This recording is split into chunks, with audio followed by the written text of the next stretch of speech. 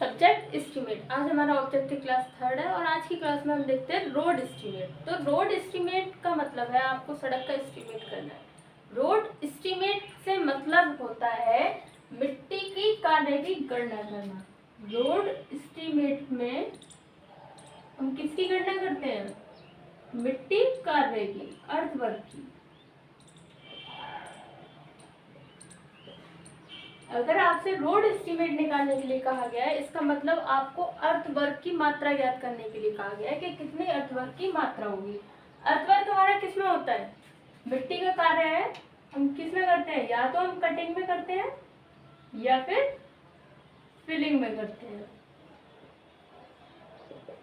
हमारा जो अर्थवर्क कार्य है वो या तो कटिंग में होता है या फिलिंग में होता है। अब आपका कोई रोड है, आप देखें हमारा रोड सीधा सीधा कभी नहीं होता है।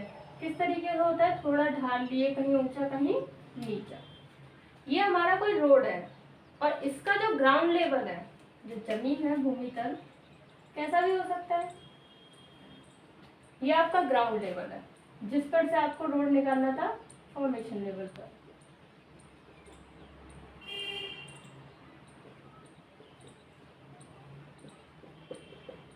हमारी भूमि कुछ इस तरीके से ऊंची नीची होती है, लेकिन जो हमारा रोड का जो फॉर्मेशन लेवल होता है वो इक्वल एक ग्रेडियंट में होता है। या तो वो ढलती हुई ग्रेडियंट में होगा या बढ़ती हुई ग्रेडियंट में होगा।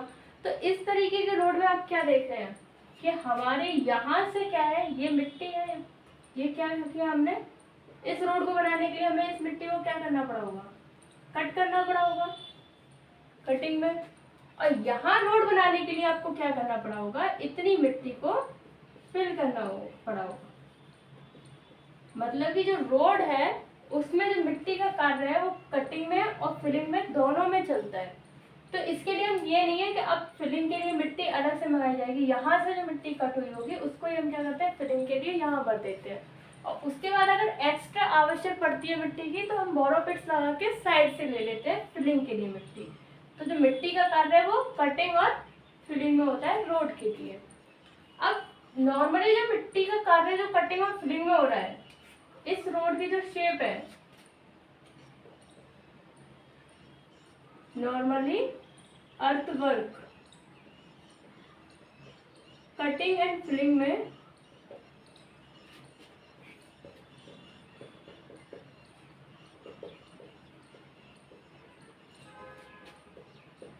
रोड ट्रेपेजोइडल फॉर्म में होता है।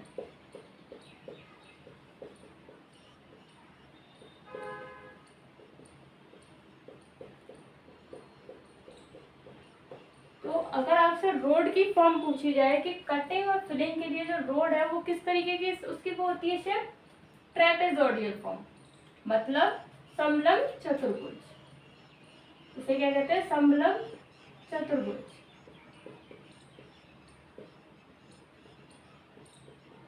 आपका रोड कटिंग में अगर हम इसका सेक्शन देखें, ये हमें लॉन्गिट्यूडनल सेक्शन दिखाई दे रहा है, उसकी लेंथ। अगर हम क्रॉस सेक्शन की बात करें तो कुछ इस तरीके से होगा कटिंग में,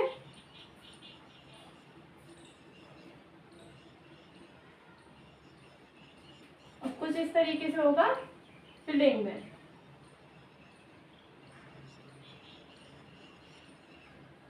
तो रोड की ये जो शेप है ये क्या कहलाती है? Trapezoidal shape. ट्रेपेजोइडल शेप, समलंब चतुर्भुज।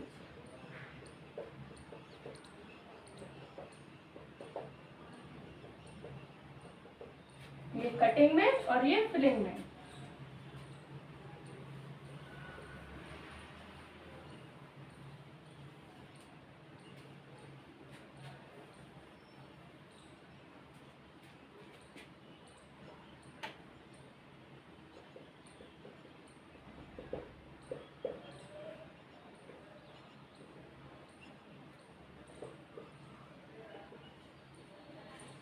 अब इस रोड की जब हम एस्टीमेट के लिए मात्रा निकालते हैं तो हमें क्या ज्ञात करनी होती है? इसकी क्वांटिटी, मतलब कि रोड की मात्रा।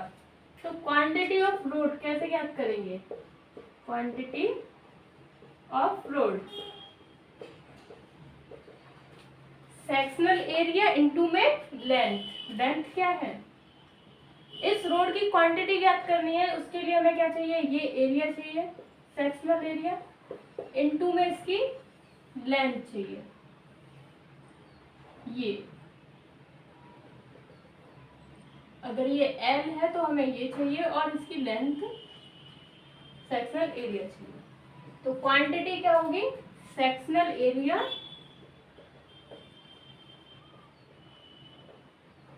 इनटू में रोड लेंथ।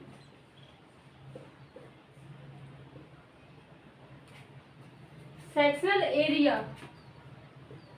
कैसे याद करेंगे हम, अगर ये आपका फॉर्मेशन लेवल है, इसमें हमने माना रोड की जो चौड़ाई है ये d है और रोड की जो गहराई है, जितने में उसमें भराव किया गया है, फॉर्मेशन किया गया है, वो हमने माना d है। तो हमें निकालना है इस एरिया का, ट्रेपेजोइडल का एरिया। इसके लिए हम क्या करेंगे, इसको हम कुछ इस तरीके से बांट सकते हैं। ये माना हमने इतना एरिया रेक्टेंगुलर एरिया हो गया वर्गाकार, बाकी का क्या है, ये त्रिभुजाकार एरिया है। तो ये जो लेंथ है ये d है और इस लेंथ को बोलते हैं ST, जहां पर S ये स्लोप होती है, साइड स्लोप। तो ST क्या है, इसकी ये डेप्थ और ये d डेप्थ है। तो इसमें हम सेक्शनल एरिया क्या लेंगे, area of rectangular portion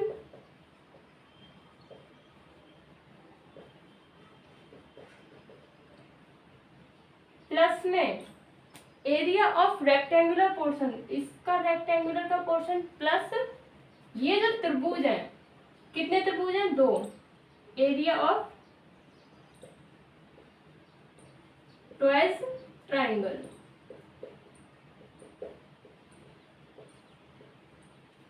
area of rectangular portion क्या होगा, b इंटू डी, लंबाई गुणे चौड़ाई, प्लस में area of twice triangle. Triangle का क्या होता है, लंबट्टे आधार 1/2, 1/2 इंटू में एस डी इंटू में डी, मतलब कि SD स्क्वायर, प्लस ट्वाइस 2 बार जोड़ना है, हाफ SD स्क्वायर। तो ये क्या हो गया, B इंटू में D प्लस ST स्क्वायर। ये हमारा एरिया निकल आया। और हमें क्वांटिटी Q कैसे निकालनी थी, इसमें रोड लेंथ को Q equal to the A into L, तो बराबर क्या हो गया, B into D plus SD square into L। तो रोड की क्वांटिटी निकालने का हमारा जो फॉर्मूला है वो ये है। आपसे मिट्टी कार्य के लिए जो फॉर्मूला पूछा जाएगा या फिर क्वेश्चन दिया जाएगा, उसके लिए जो फॉर्मूला यूज करना है आपको, वो ये यूज करना है जिसमें ये सेक्शनल एरिया और ये रोड लेंथ है। अगर एरिया में लेंथ का मल्टीप्लाई कर देते हो तो हम उसकी मात्रा ज्ञात कर सकते हैं। जैसे इस पर एक क्वेश्चन देखते हैं, अगर आपको कोई क्वेश्चन दिया गया हो, उससे पूछा गया हो, तो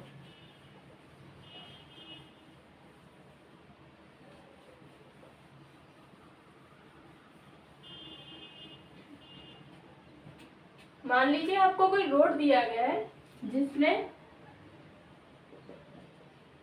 एक क्वेश्चन दिया गया है जिसमें आपको ग्राउंड लेवल GL और formation level FL। GL equal to आपको दिया गया 202.350 और आपको फॉर्मेशन लेवल दिया गया है 203.500 मीटर। ये आपके GL और FL दिए गए हैं और आपको B इक्वल टू दिया गया है 10 मीटर। S:1 मतलब कि जो आपको स्लोप है वो दी गई है 2:1 की। क्वांटिटी ऑफ रोड आपसे पूछा गया है। एक नॉर्मल सा क्वेश्चन है 1 मिनट का, जो आपसे पूछा भी जा सकता है कि रोड की क्वांटिटी ज्ञात कीजिए। तो ये कैसा रोड है, आपका कुछ इस तरीके का रोड है जिसमें B इक्वल टू आपको दी गई है 10 मीटर। आपका जो ग्राउंड लेवल है, ये ग्राउंड लेवल, इसकी जो वैल्यू है बेंचमार्क वाली, वो आपको दी गई है 202.350 फॉर्मेशन लेवल क्या होता है? जो रोड का लेवल होता है, भराव का लेवल, ये लेवल, ये आपका फॉर्मेशन लेवल है। कितना दिया गया है? 203.500। आपको क्या चाहिए? डी, ये गहराई चाहिए कि हमने कितना भराव किया जमीन से। स्लोप आपको 2:1 दी है। तो ये इस तरीके से आप अपनी डायमेंशन को यहाँ पर अच्छी तरीके से शो कर सकते हैं। तो आपको डी इसमें ज्ञात नहीं है, यहाँ पर क्वेश्चन में आपको डी नहीं दिया गया। डी कैसे ज्ञात करेंगे आप? आपको ये तो ज्ञात है। तो आप क्या कर सकते हैं, इस वाली हाइट में से इस हाइट को माइनस कर देंगे तो आपको क्या मिल जाएगा? डी। 203.500 में से माइनस कर देंगे 202.350, तो आपको डी मिल जाएगी, जिसकी मान है 1.150 मीटर। जब आपके पास डी आ गया तो आप क्या निकाल लेंगे? Area, sectional area.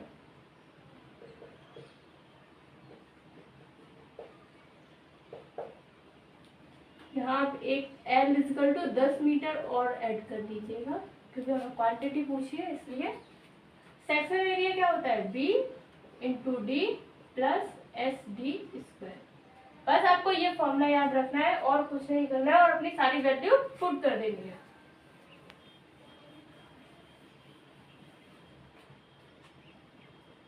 Ten into में 1.15 प्लस S = 2 इंटू में D 1.15 का होल स्क्वायर। यहाँ से आप एरिया या फिर डायरेक्ट क्यों निकाल सकते हैं? इंटू L करके। L कितना? 10 मीटर रखे। तो आप यहाँ से सीधे क्वांटिटी अपनी ज्ञात कर सकते हैं क्वेश्चन की, कि हमारी क्वांटिटी कितनी है। तो ये नॉर्मली छोटे से फॉर्मूला बेस्ड क्वेश्चन है जो आ भी सकता है। अब हम इसमें देखते हैं जो स्लोप है, साइड स्लोप। ये साइड स्लोप आपको जो दी होती है रोड में,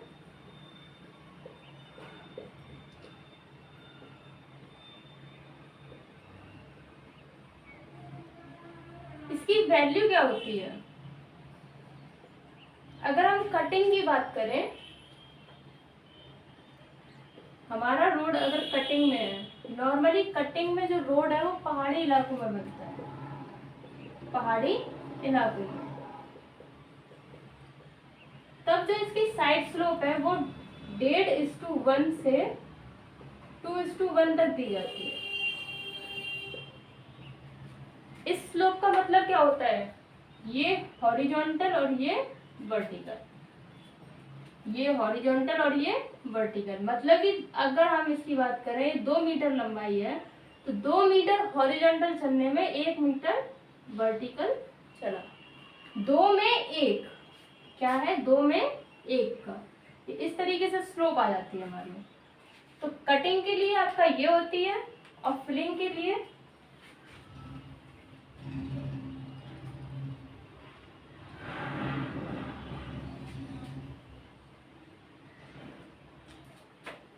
डेढ़ 1 से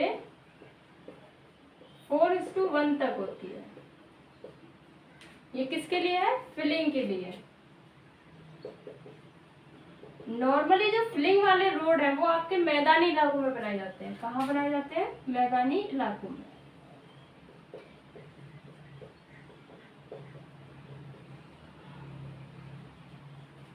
मैदानी इलाकों की बात करें तो फिलिंग वाले रोड जो है वो मैदानी इलाकों में नॉर्मली मिलेंगे, और कटिंग वाले जो है वो पहाड़ी इलाकों में मिलते हैं। अब यहीं पर हम बोरो पिट्स देखते हैं कि ये जो कटिंग और फिलिंग चल रही होती है, जब हम रोड में फिलिंग करते हैं तो हमें मिट्टी को बाहर से मंगाना पड़ता है।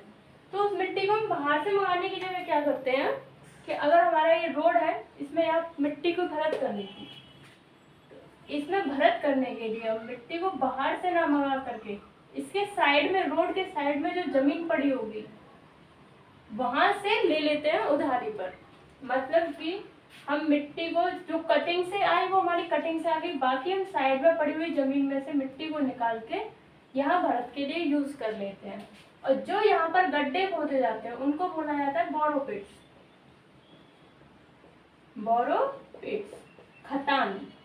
ये पर्सनल जमीन भी हो सकती है किसी की, किसी का पर्सनल खेत हो सकता है, या सरकारी जमीन भी हो सकती है, जिसको कुछ टाइम के लिए जो कंस्ट्रक्शन कंपनी होती है वो टेम्पोरेरी रेंट पर ले लेती है। ये जो डिस्टेंस है रोड से 5 मीटर के डिस्टेंस पर होने चाहिए।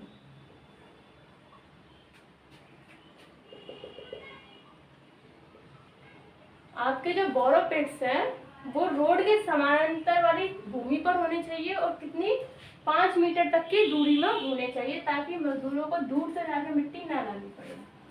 ये जो गड्ढे हैं ये कुछ इस तरीके से किए जाते हैं, अगर आप इसको सीधे देखें तो ये कुछ इस तरीके से खोदे जाते हैं जमीन में। गड्ढा खोदना है, कुआं नहीं खोदना है। अगर आप किसी के पास से उसकी मिट्टी उधार ले रहे हो और उसको उसका पैसा दे रहे हो मिट्टी का, तो पैसा देने का मतलब ये नहीं है आप उसकी जमीन में कुआं खोद दें। तो इसके लिए वैल्यू फिक्स है कि आप उस जमीन से सिर्फ 30 से 60 सेंटीमीटर तक का ही गड्ढा खोद सकते हैं।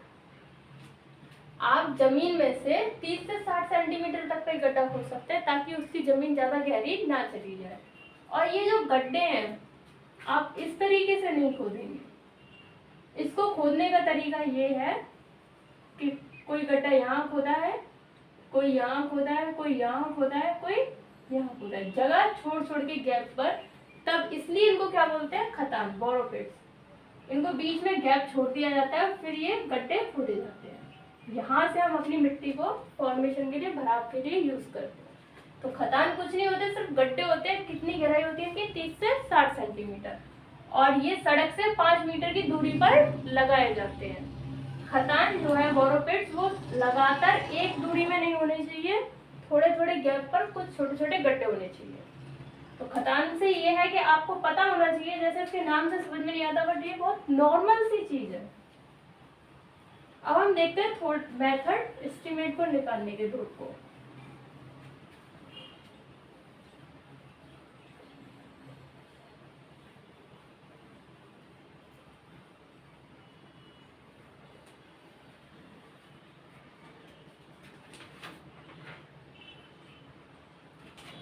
Method of road estimate.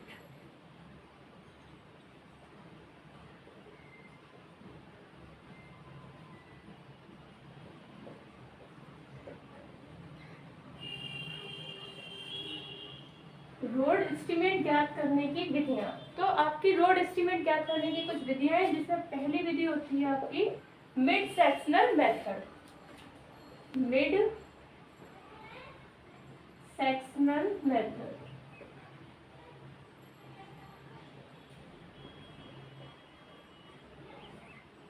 Mid sectional method का आपका डायरेक्ट फॉर्मूला होता है Q इक्वल टू, अगर हम area Q equal to B D M plus S D M का स्क्वायर इंटू एल। जो अभी फॉर्मूला था उसमें हम क्या कर रहे थे, डी ओनली डी रख रहे थे। यहाँ पर डी की जगह हम क्या रखते हैं, डी एम, जिसको बोलते हैं mean depth. Mean depth normally जो रोड होते हैं उसके लिए हम यही मेथड यूज करते हैं। रोड के लिए ये मेथड यूज किया जाता है।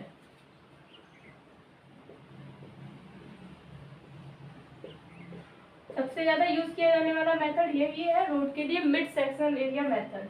तो मिड सेक्शनल एरिया मेथड का आपको क्वेश्चन पूछा जाएगा सीधे सीधे फॉर्मूला। तो फॉर्मूला आपको याद होना चाहिए, क्या है ये फॉर्मूला। मिड की बात हो रही है मतलब कि मीन डेप्थ, तो आप डी की जगह पर डी एम यूज करेंगे। और डी एम कैसे ज्ञात करेंगे, डी एम ज्ञात करने का है D1 प्लस D2/2, मतलब कि गहराइयों का मीन। अगर आपका कोई रोड है लॉन्गिट्यूडनल जा रहा है तो जरूरी नहीं है उसकी क्या है डेप्थ एक ही हो। हमारा रोड क्या था, ग्राउंड के अकॉर्डिंग ऊंचा नहीं जाता, कहीं कुछ डेप्थ थी, कहीं कोई और डेप्थ थी, कहीं कोई और डेप्थ थी। तो हम क्या करते हैं, डेप्थ का मीन निकाल लेते हैं, और जब 2 डेप्थ दी गई है तो उसका मीन ज्ञात कर लेते हैं। दूसरा मेथड आपका होता है mean sectional method.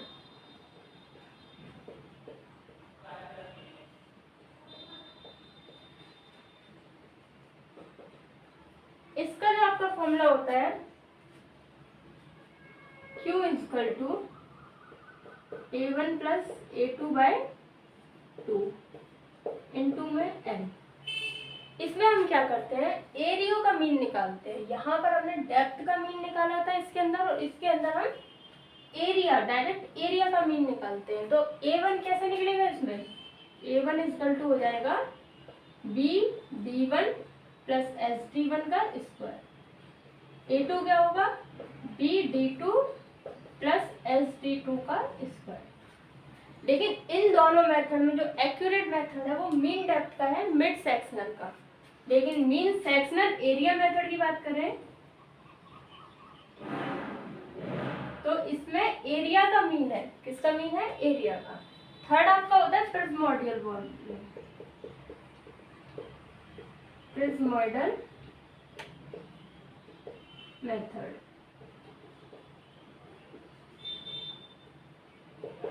Prismoidal method जो होता है इसका फॉर्मूला होता है Q equal to L/6 A1 plus A2 plus 4AM।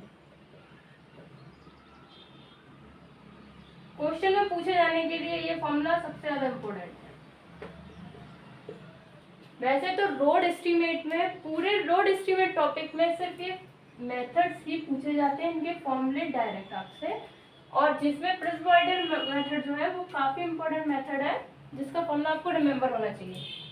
अब L/6 या फिर आप इसको D/6 भी बोल सकते हैं, बात कुछ भी मिल सकता है आपको फॉर्मूला में, D/6 भी मिल सकता है, L/6 भी मिल सकता है। A1 कैसे निकलेगा, ऐसे।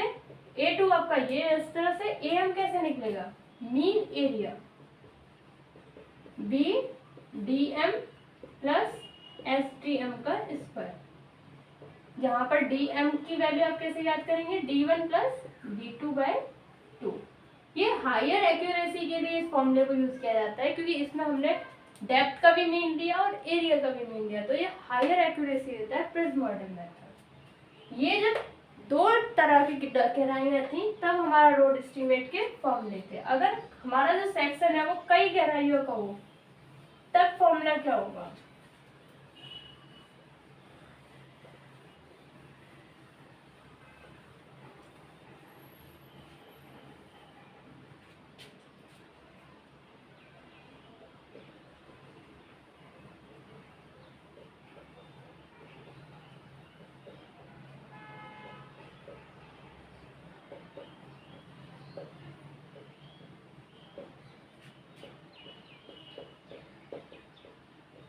अगर आपका रोड है उसमें कई सारी गहराइयाँ अलग अलग दी गई हैं, यहाँ पर कुछ और दी गई है आपको,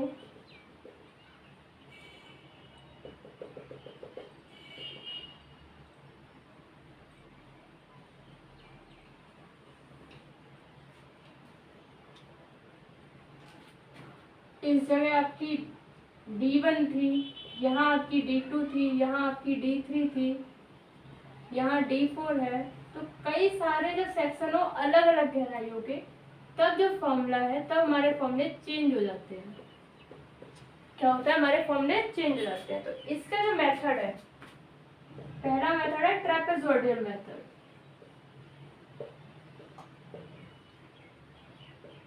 ट्रेपेजोइडल मेथड, इसमें जो मेथड में हम क्या करते हैं, इनको सीधे सीधे DA0 plus AN plus A1 plus A2 plus dot dot dot AN-1। Formula देखा जाए तो इसका डायरेक्ट फॉर्मूला ये है ट्रेपेजोइडल का, इसका ट्रेपेजोइडल का, जिसमें A0 जो है ये बोलते हैं फर्स्ट एरिया,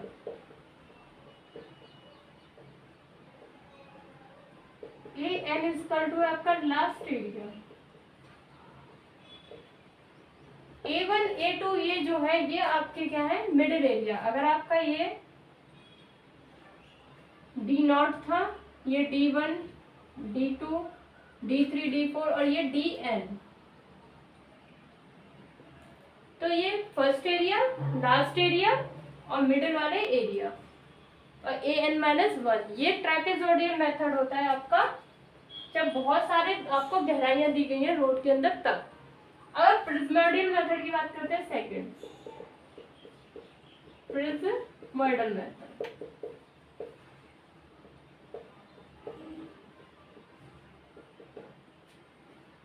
प्रिज्मोइडल मेथड जो होता है इसमें आपका Q इक्वल टू होता है V volume equal to D/6 first area plus में लास्ट एरिया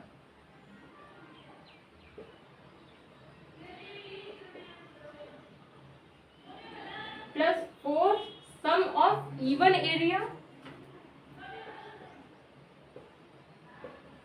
प्लस में 2 sum of odd area.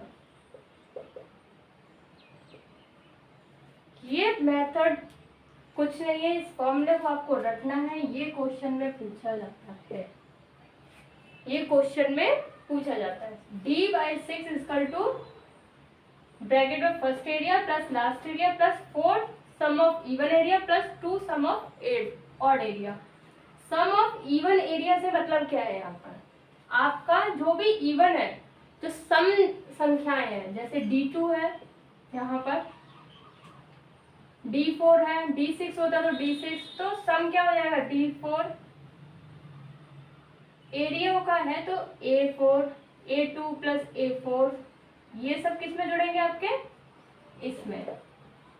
Odd का मतलब है जो आपकी ऑड संख्याएं हैं, A1 हुआ, A3 हुआ, A5 हुआ, वो आपकी जुड़ेंगी ऑड के साथ। और यहाँ पर plus last area A0 plus में फर्स्ट एरिया सॉरी AN और A0 D/6। अगर इस फॉर्म में देखा जाए तो आपका फॉर्मूला ये होगा। तो ये कुछ फॉर्मूले हैं मेथड ऑफ रोड एस्टीमेट के, जो सीधे सीधे आपसे क्वेश्चन में फॉर्मूला दिया गया होगा और आपसे टिक करने के लिए पूछा जाएगा कि सही आंसर कौन सा है।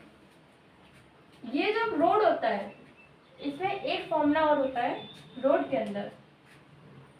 आपने देखा होगा ये जो रोड बनते हैं तो भराव जब किया जाता है, यहाँ साइड में ये मिट्टी भरी होती है, तो बारिश से क्या है ये मिट्टी कटने लगती है, तो इस साइड पर, इस सरफेस पर हम क्या करते हैं, या तो घास उगा देते हैं, या आपने हाईवे वगैरह पे देखा होगा यहाँ पर पत्थरों की पिचिंग कर देते हैं, पत्थर लगा देते हैं कुछ इस तरीके से, ताकि जो मिट्टी का कटान है वो ना हो। इसको हम क्या बोलते हैं, पिचिंग। अब रोड तो बहुत लंबाई में होता है, तो आपने पत्थर चिपकाने का काम दिया कि यहाँ पर पिचिंग का कार्य कर दो, तो पिचिंग की क्वांटिटी हम कैसे ज्ञात करेंगे रोड में, क्वांटिटी ऑफ पिचिंग, इसको देखते हैं।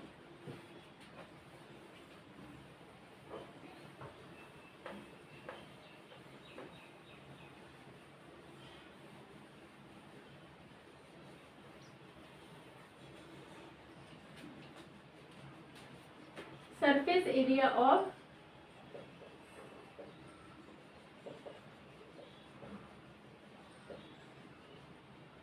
One side slip.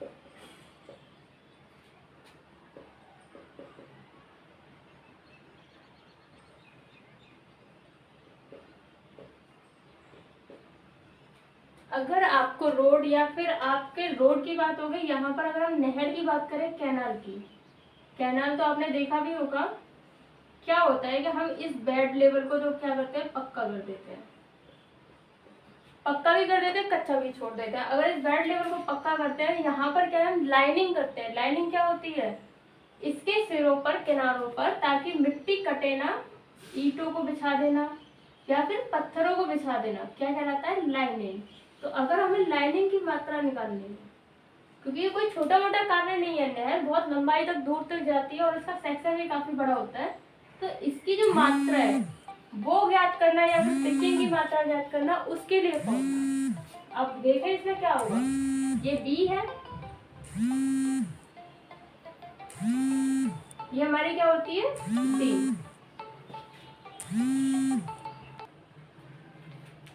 तो ये क्या है, डी, और ये हमारी गहराई डी। यहाँ कोई स्लोप SS21 है, तो हम क्या इससे निकालते हैं, हमें चाहिए ये एरिया, साइड स्लोप का एरिया। हमें पता है ये D होता है और ये क्या होता है, SD। इस ट्रायंगल को अगर आप अलग से देखें इस ट्रायंगल को, हम अलग से देखें, ये क्या बनाता है, पाइथागोरस प्रमेय। तो इसका जो, अगर हम इसको OM मान लें, ये हमारा D है और ये ST है, तो OM ही हमें ज्ञात करना है। तो OM क्या होगा, D² प्लस ST² बराबर, D² को हमने कॉमन ले लिया, 1 प्लस S, यहाँ से D को आप बाहर ले सकते हैं, तो √1 प्लस S, ये आपकी OM आ गई। अगर हम एरिया की बात करें, सरफेस एरिया की, तो क्या आएगा, सरफेस एरिया क्या हो जाएगा, D √में 1 प्लस S इंटू में L, जितनी लंबाई तक ये जा रही है, जितनी लंबाई तक ये जा रही है वो इंटू L कर देंगे। पर ये किसके लिए है, वन साइड के लिए। दूसरी साइड भी सेम ऐसे ही होगी, तो दूसरी साइड को या तो आप इसका जो आंसर है उसमें 2 मल्टीप्लाई कर दीजिएगा, या फिर आप अलग से सेम इसी फॉर्मूले को रख सकते हैं, क्योंकि दोनों साइड हमारी क्या है, सेम है। तो इस तरीके से हम पिचिंग का या लाइनिंग का एरिया ज्ञात कर सकते हैं। तो रोड एस्टिमेट में आपका ज़्यादा कुछ नहीं है, सिर्फ यही कुछ टॉपिक्स हैं जहाँ से क्वेश्चन पुटअप होते हैं नॉर्मली, वरना कोई खास ऐसा टॉपिक नहीं है रोड एस्टिमेट। अब हम अपना देखते हैं वैल्यूएशन, जहाँ से आपका सबसे ज़्यादा उठेगा जो भी आपका टॉपिक है, वैल्यूएशन है। हमारी बुक का नाम क्या था, quantity serving and estimation and valuation. Serving estimation आपने पढ़ लिया, हमें पढ़ना है वैल्यूएशन। वैल्यूएशन, वैल्यूएशन क्या होता है, हमने क्या बोला था, वैल्यूएशन क्या है, वैल्यू, किसी चीज का मूल्यांकन। वैल्यूएशन, तो वैल्यूएशन क्या है, मूल्यांकन, किसी चीज की वैल्यू पता करना। अब हमारा सिविल कंस्ट्रक्शन का वर्क है, तो इसमें क्या होता है, हमारे पास प्रॉपर्टियां होती है। प्रॉपर्टी मतलब कोई बिल्डिंग है, फ्लैट है और कोई फैक्ट्री है, तो वो क्या है, सब प्रॉपर्टी, तो उनकी वैल्यू पता होना। अगर वैल्यूएशन की डेफिनेशन की बात की जाए, valuation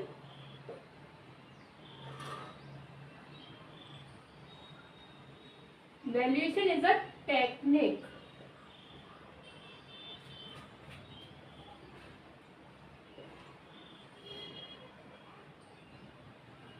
to determine the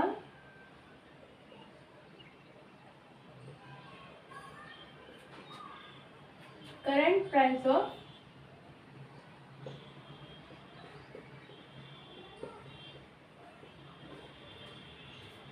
property. Property से मतलब such as building,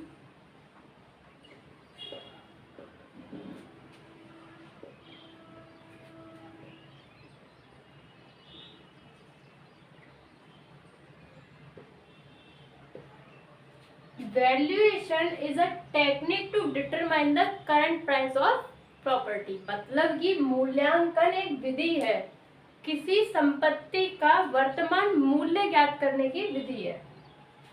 वर्तमान मूल्य ज्ञात करने की विधि, संपत्ति की वर्तमान मूल्य ज्ञात करने की विधि को मूल्यांकन कहते हैं। ये जो वैल्यूएशन है ये किस पर डिपेंड करता है, आपकी वैल्यूएशन जो है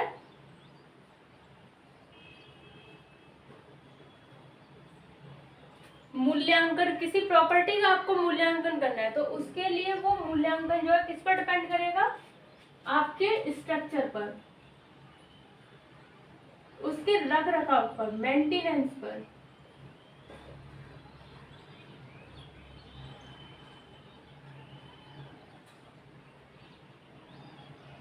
उसके बैंक इंटरेस्ट पर। किसी चीज की वैल्यू कब होती है, जब वो सुंदर है, अच्छी है, दिखने में सही है, मजबूत है। जितनी वो अच्छी होगी, जितनी मजबूत होगी, उतने ही उसकी क्या होगी, वैल्यू अधिक होगी। तो हमारा जो वैल्यूएशन है वो डिपेंड करता है उसके स्ट्रक्चर पर, कि उसका स्ट्रक्चर, उसकी संरचना कैसी है। दूसरा उसके मेंटेनेंस पे, हमने उसका रख रखाव कैसा कर रखा है अपनी प्रॉपर्टी का। या बैंक इंटरेस्ट, बैंक इंटरेस्ट से मतलब है कि अगर बैंक लोन या बैंक उस प्रॉपर्टी में हम लोन लेते हैं, इंटरेस्ट लेते हैं, तो कितना उसकी वैल्यू है उस चीज पर। ये जो करंट प्राइस है प्रॉपर्टी की, ये कैसे निर्धारित की जाती है?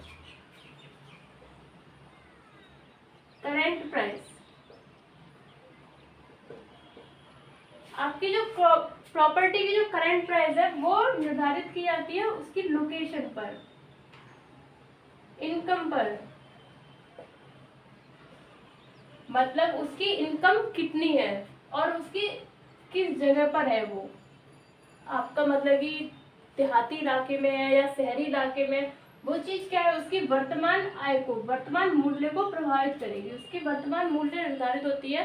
जैसे लोकेशन की बात करें, अगर कोई गांव में कोई प्रॉपर्टी है तो उसकी कीमत क्या होती है, कम होती है शहर के मुकाबले।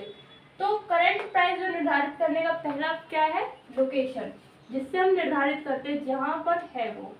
दूसरा उसकी इनकम, वो कितना हमें आय दे सकती है। जैसे आपको कोई मॉल खरीदना है तो आप ये देखेंगे वो मॉल किस जगह पर है वो, और वो कितनी आपको आय दे सकता है, कितना आपको इनकम उससे मिल सकती है। ये चीजें उसकी करंट प्राइस को निर्धारित करती है। अब बात करते हैं पर्पस की, पर्पस ऑफ वैल्यूएशन।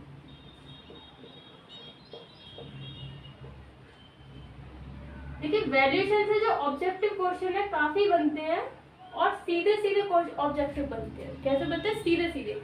सीधे सीधे वैल्यूएशन होता है, वैल्यूएशन मूल्यांकन कहते हैं। मूल्यांकन किसे कहते हैं, वर्तमान किसी संपत्ति की वर्तमान मूल्य को, वर्तमान मूल्य ज्ञात करने की विधि, करंट प्राइस ज्ञात करने की विधि।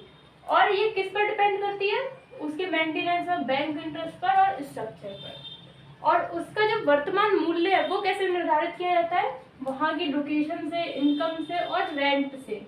रेंट से भी आप पता कर सकते हो, मतलब कि जो उस पर किराया आ रहा है उससे क्या पता कर सकते हो उसकी वर्तमान मूल्य कितनी है। पर्पस ऑफ वैल्यूएशन, मूल्यांकन के उद्देश्य क्या है, हम किसी प्रॉपर्टी का मूल्यांकन क्यों करते हैं, हम किसी प्रॉपर्टी का मूल्यांकन करने की आवश्यकता क्या पड़ती है। देखिए मूल्यांकन से मैंने बता ही दिया कि उसका मूल्य का अंकन पहले कर देना। कोई बिल्डिंग है, आपने कह दी ये 50 लाख की है, आपको बेचनी नहीं है तब भी आपने वैल्यूएशन किया, या फिर आपने उसकी प्राइस क्यों लगाई। एक तो होता है, एक पर्पज से बनता है घर में रहने के लिए, किसी ने जमीन खरीदी, कंस्ट्रक्शन किया और उसमें रहने लगे, तो वो उस बिल्डिंग का कभी मूल्यांकन नहीं करेगा क्योंकि उन्होंने उसको रहने के लिए बनाया। लेकिन किसी ने बनाई और उसको कह दिया कि इस पर जो कॉस्ट है वो 50 लाख इसकी वैल्यू है, तो उसने वैल्यू क्यों निकाली, क्योंकि या तो उसको ये बेचनी होगी या खरीदनी होगी। तो पर्पस ऑफ वैल्यूएशन, इसका पहला उद्देश्य होता है बाइंग और सेलिंग ऑफ प्रॉपर्टी।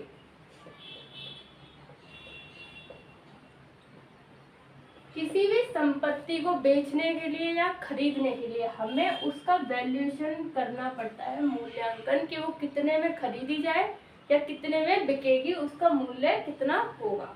तो इसका उद्देश्य क्या है, खरीदने और बेचने के लिए प्रॉपर्टी को, बाइंग और सेलिंग ऑफ प्रॉपर्टी। दूसरा वैल्यूएशन किया जाता है टैक्सेशन के लिए, कर निर्धारण के लिए। हर कोई अपने प्रॉपर्टी के लिए टैक्स पे करता है, गवर्नमेंट को पे करता है, नगर पालिका को पे करता है। तो आप नॉर्मली अपने हाउस के लिए भी क्या है, टैक्स पे करते हैं, हमारा हाउस पर भी टैक्स पड़ता है। तो कितना टैक्स हम देंगे उसके लिए उस प्रॉपर्टी का वैल्यूएशन होना जरूरी है। अब 50 लाख की बिल्डिंग के लिए टैक्स अलग होगा और वहीं 5 लाख की बिल्डिंग का टैक्स अलग होगा। तो टैक्स निर्धारण के लिए, कर निर्धारण के लिए हमें उस बिल्डिंग की वैल्यू पता होनी चाहिए कि उसकी वैल्यू क्या है, मूल्य क्या है। तो जो टैक्स है वो किससे निर्धारित किया जाता है, आपका म्युनिसिपल टैक्स हुआ, नगर पालिका कर, इन सब के लिए क्या है, वैल्यूएशन की आवश्यकता पड़ती है। और यहाँ तक कि जो टैक्स ये जो निर्धारित किया जाता है, किस पे निर्धारित किया जाता है, वैल्यूएशन पे, जितनी इसकी कॉस्ट है। तो टैक्स का निर्धारण वैल्यूएशन पे करते हैं। थर्ड है आपका रेंट फिक्सेशन।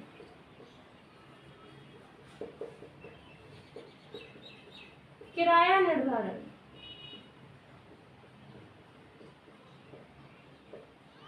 आपने कोई बिल्डिंग बनाई और उसको खाली छोड़ दिया, आपको उसको आपने मॉल बनाया है, उसको क्या है किराए पे उठाया, वहां पर दुकानें किराए पे उठाई, तो उन दुकानों की कीमत कैसे लगाएंगे कि हाँ हम 2,000 रुपये में एक दुकान दे रहे हैं, 10,000 में दे रहे हैं, 15,000 में दे रहे हैं, जब हमें उसका वैल्यूएशन पता होगा।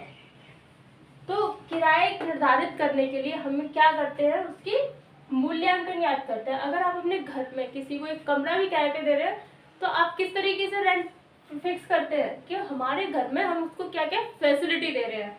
घर में मार्बल लगी है तो 5,000 का कमरा है, मार्बल नहीं है सीमेंट प्लास्टर लगा हुआ है तो वही कमरा 2,500 का हो जाता है। तो किस पे डिपेंड कर रहा है, रेंट वैल्यूएशन पे डिपेंड कर रहा है।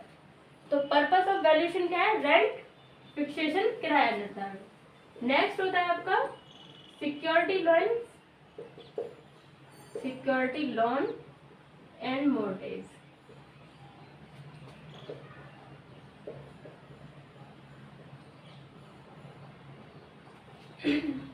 अगर आपको लोन की आवश्यकता है तो आप क्या करते हैं, लोन के लिए आपसे बैंक क्या है कुछ ना कुछ सिक्योरिटी के तौर पर आपसे लेता है। तो मोस्टली लोग अपनी प्रॉपर्टी को एज अ सिक्योरिटी रख देते हैं लोन लेने के लिए। तो उस सिक्योरिटी को रखने के लिए क्या है, हमें पता होना चाहिए हमारी प्रॉपर्टी की कीमत कितनी है। बैंक ये देखेगा कि मैं जितना लोन उसे दे रहा हूँ उतनी की उसकी प्रॉपर्टी है भी कि नहीं। आपने बैंक से ले लिया 70 लाख का लोन, क्योंकि आपकी एक्चुअल प्रॉपर्टी की वैल्यू कितनी थी, 50 लाख। तो आप उस बैंक को कभी वो लोन वापस ही नहीं करेंगे, सिक्योरिटी पे आपने बिल्डिंग रखी है। तो लोन्स की सिक्योरिटी के लिए हमें वैल्यूएशन का पता होना चाहिए। जो वैल्यूएशन किया जाता है वो सिक्योरिटी लोन्स के लोन को निर्धारित करने के लिए भी किया जाता है। या फिर मॉर्टेज, किसी चीज को गिरवी रखने के लिए। मॉर्टेज का मतलब होता है गिरवी रखना, एक ही बात है। गिरवी रखने के लिए क्या है, हम उतना ही गिरवी, अगर कोई चीज गिरवी रखी जाती है और उसके बदले कुछ लिया जाता है, कर्जा लिया जाता है, तो जितनी उसकी कीमत है उसका आधा या कम, थोड़ा बहुत या बराबर हम क्या लेते हैं, उतना ही हम कर्जा लेते हैं। तो इन सब के लिए हमें अपनी प्रॉपर्टी का वैल्यूएशन पता होना चाहिए। तो ये वैल्यूएशन से नॉर्मली इस पर जो क्वेश्चन आएगा, पर्पस ऑफ वैल्यूएशन, वैल्यूएशन के उद्देश्य है, आपको ये 4 दिए होंगे या कोई 3 दिए होंगे, ऑल ऑफ दी अबव पूछा जाएगा, या कोई एक आपको ऑप्शन में दिया होगा और टिक करने के लिए कहा जाएगा वैल्यूएशन के पर्पस में।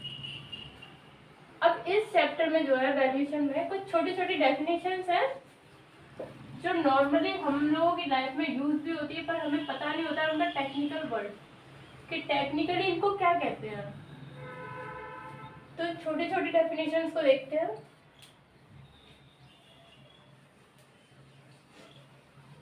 वैल्यूएशन में सीधे सीधे आपका 1 नंबर के क्वेश्चन है सभी, और वो भी किस पर, डेफिनेशन बेस्ड। इसमें कोई न्यूमेरिकल नहीं है, कुछ नहीं है, सिर्फ डेफिनेशन है।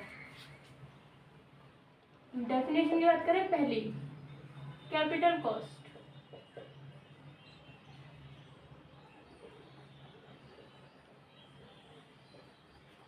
वैल्यूएशन को जितना हो सकता है आप कोशिश कीजिएगा इंग्लिश में करने की, क्योंकि हिंदी में थोड़ा सा आपको ये प्रॉब्लम देगा।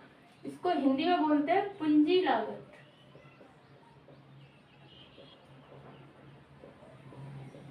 पूंजी लागत, पूंजी लागत क्या होता है, कैपिटल कॉस्ट। किसी प्रॉपर्टी की बात करें तो इसके फॉर्मूले से हम समझते हैं, कैपिटल कॉस्ट इक्वल टू होता है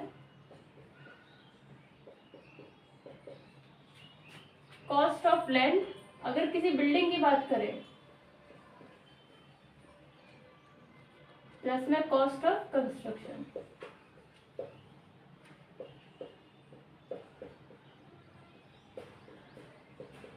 मतलब कि किसी प्रॉपर्टी पर जो वर्तमान में प्रॉपर्टी आपकी बिल्डिंग है या फिर कोई भी चीज है, उस प्रॉपर्टी पर अभी तक जितना भी रुपए खर्च हुआ वो कहलाता है पूंजी लागत। चाहे वो आपका जमीन खरीदने में हुआ था, साथ में जितना भी आपने उसके कंस्ट्रक्शन में किया, उसमें चाहे आपका वाइट वॉश आ सकता है, सरफेस फिनिशिंग आ सकती है, आपने डेकोरेशन कराई, वो सब किसमें आएगी, कैपिटल कॉस्ट में, टोटल लागत। ये आपकी कैपिटल कॉस्ट होती है। तो कैपिटल कॉस्ट क्या है? किसी संपत्ति पर उसके संपूर्ण जीवन काल में लगने वाली कुल लागत, जो अभी तक मतलब कि प्रेजेंट टाइमिंग में जितनी भी लागत उस पर खर्च हो चुकी है। इसका सीधे सीधे फॉर्मूला पूछा जा सकता है आपसे किसी बिल्डिंग के लिए, तो क्या है? Cost of land plus cost of construction. अब दूसरा देखते हैं क्या होता है, ग्रॉस इनकम।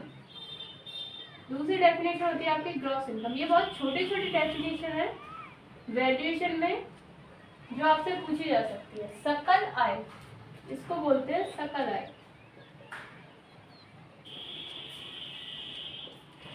सकल आय का मतलब क्या है? किसी प्रॉपर्टी की टोटल इनकम।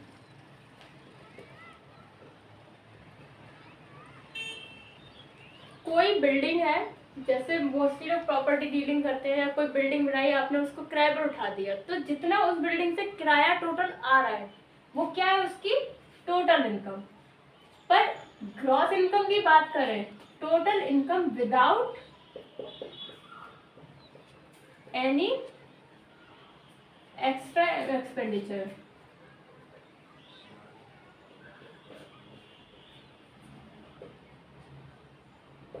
मतलब कि बिना कोई खर्चा निकाले हुए संपत्ति की कुल आय, आपने उसके ऊपर किया हुआ कोई बाहरी खर्चा जो है, बिना भारी खर्चा निकाले हुए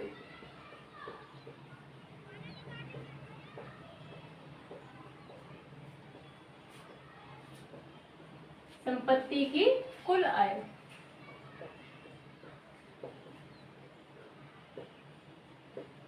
क्या कहलाएगी? आपकी ग्रॉस इनकम। जैसे आप एग्जांपल लीजिए कि आप ड्राइविंग करते हैं या कोई ड्राइवर है वो अपनी गाड़ी को चलाता है, तो उसकी गाड़ी, आपने पूछा तुम्हारी ग्रॉस इनकम कितनी है, आपकी गाड़ी की ग्रॉस इनकम एक दिन की कितनी है? उसने कहा कि एक दिन में मैं 10,000 कमा लेता हूँ।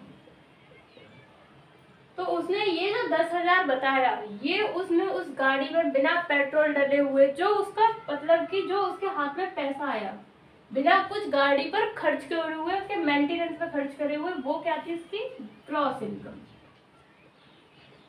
इसमें तो उसने ये जो 10,000 है, ये इसमें से उसने ना पेट्रोल को माइनस किया है, जबकि जो उसे 10,000 मिला है इसमें से वो पेट्रोल का भी माइनस करेगा, चालान भी हो जाता है कभी कभी, उसके मेंटेनेंस होती है, सर्विस होती है, इन पर भी खर्चा आता है, तो उसने इन सबको नहीं जोड़ा।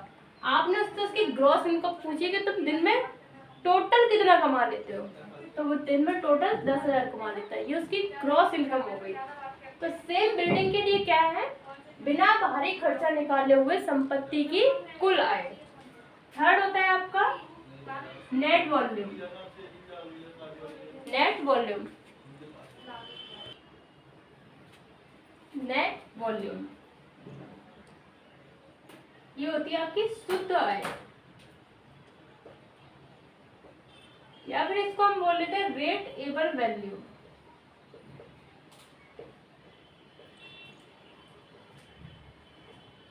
शुद्ध आय। अब हम अपने एग्जाम्पल पे आ जाते हैं। अगर हमने यही उससे पूछा होता कि तुम्हारी नेट वॉल्यूम कितनी है, नेट इनकम, सॉरी इनकम,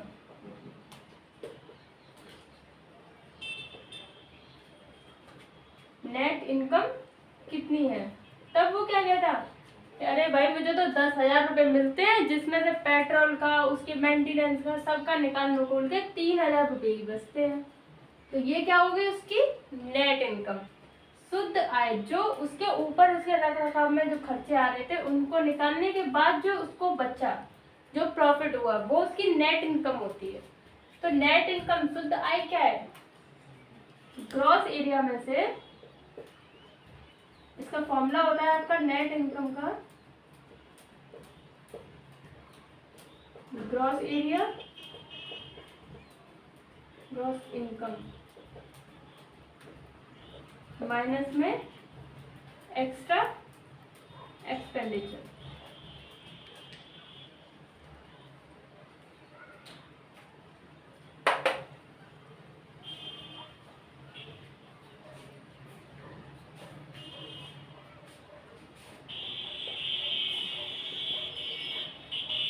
अगर सकल आय में से उसके ऊपर होने वाले रख रखाव पर जो खर्चा हो रहा है उनको घटा दिया जाए तो हमें क्या मिल जाएगी, नेट इनकम। ये हमारा नेट इनकम का फॉर्मूला है। या फिर हम कह सकते हैं, अगर डेफिनेशन में पूछा जाएगा तो इस तरीके से आएगा, ग्रॉस इनकम में से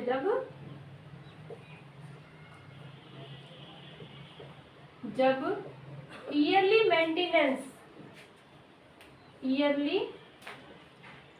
मेंटेनेंस घटा दिया जाता है,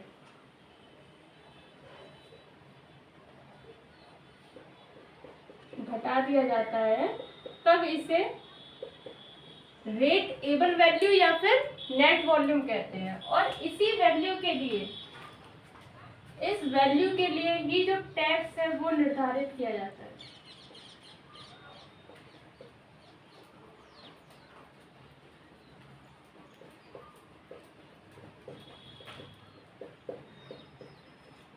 जो टैक्स आपके ऊपर लगता है वो कभी भी ग्रॉस इनकम पर नहीं लगता है। जो टैक्स लगता है वो आपको जो बच रहा है उसके ऊपर लगाया जाता है। आप कमा चाहे 2 करोड़ रहे थे, लेकिन अगर आपको 50 लाख बच रहा है तो आपको जो टैक्स देना होगा वो सिर्फ इस 50 लाख के लिए देना होगा। बाकी का 1.5 करोड़ तो आपके पास है ही नहीं, आपके पास बचा ही नहीं। वो कहाँ है? एक्स्ट्रा खर्चों में आप पर खर्च हो गया। किस पर? बाहरी खर्चों में। तो क्वेश्चन अगर पूछा जाए कि कर निर्धारण किस आय के लिए किया जाता है, रेट एबल वैल्यू या फिर नेट इनकम के लिए, शुद्ध आय के लिए। तो ये तो आपके जो किसी प्रॉपर्टी से रिलेटेड आय है, इनकम है, कि उसकी कॉस्ट क्या होती है, उसकी इनकम क्या होती है। अब हम इसमें देखते हैं सिंकिंग फंड।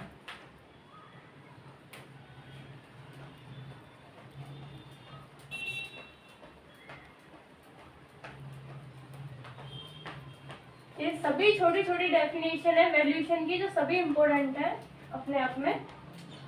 सिंकिंग फंड,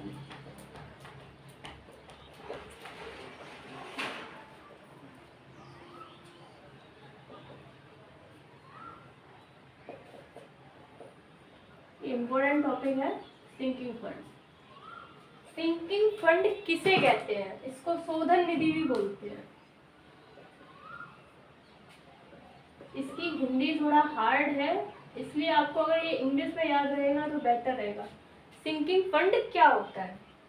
तो देखो, इसको शोधन निधि या ऋण शोधन कुछ भी बोल सकते हैं। आपकी जो कोई चीज है, अगर आप समझे सिंकिंग फंड क्या है, कोई प्रॉपर्टी डीलर है, उसने ये बिल्डिंग बनाई, इस पर 1 करोड़ रुपए लगा दिया। क्या किया? बिल्डिंग पर 1 करोड़ रुपए लगा दिया। पर उसको ये बिल्डिंग अपने पास रखनी नहीं थी, उसको इससे क्या करना है? बिजनेस करना है। तो क्या करेगा? इसको यूज करेगा, इस बिल्डिंग को यूज करेगा, या तो इसको रेंट पर उठाएगा या फिर इसको बेचेगा। अगर वो इसको रेंट पर उठाता है या फिर इसको यूज कर रहा है तो इसकी लाइफ में यूज करते टाइम उसने माना मुझे ये 30 साल यूज करनी है, तो वो 30 साल बाद चाहेगा कि मैंने इस पे जो रुपए लगाए थे 1 करोड़ रुपए वो मुझे सेफ अलग मिल जाए, और 30 साल में जो प्रॉफिट है वो मेरा अलग कम रहा है। मान लीजिए वो मंथली सिर्फ किराए से 40,000 ही निकाल पा रहा था, तो ये तो उसका प्रॉफिट चल ही रहा है, लेकिन वो ये चाहेगा कि मेरी लागत संपत्ति प्रॉपर्टी के पूर्ण होने पर, उसकी उपयोगिता खत्म होने पर आखिरी सालों में पूरी की पूरी उसको बच जाए। तो इसके लिए वो क्या करेगा कि एक सिंकिंग फंड बनाएगा। इसके लिए वो सेविंग करता है, एक तरीके से सेविंग है कि उसने 40 के कमा रहा था, इस 40 के में से उसने क्या किया, 10 के जो है 10,000 मंथली एक अकाउंट में डाल दिया, सिंकिंग फंड अकाउंट बनाया, और उसके अंदर वो क्या किया, मंथली 10 के डालता गया। 30 साल बाद उसको ये अपनी जो कॉस्ट थी वो पूरी की पूरी मिल जाएगी। कैसे? एज अ सेविंग अकाउंट, जिसको वो उसके रख रखाव के लिए, या फिर कहो उसने बेचारे ने 1 करोड़ का कर्जा लेके बिल्डिंग को बनाया था, तो ये जो कर्जा चुकाने के लिए उसने ये जो सेव किया कर्जा चुकाने के लिए, इसको क्या कहते हैं? सिंकिंग फंड कहते हैं। सिंकिंग फंड ये एक तरीके की सेविंग है, बिजनेस सेविंग, जिसमें इंसान अपने प्रॉफिट के साथ इसमें से कुछ पैसा मंथली और ईयरली एनुअली रखता है सिंकिंग फंड में, उस बिल्डिंग के रखरखाव के लिए, अपना कर्जा चुकाने के लिए। मोस्टली कर्जा चुकाने के लिए इस फंड को रखा जाता है। तो सिंकिंग फंड क्या होता है?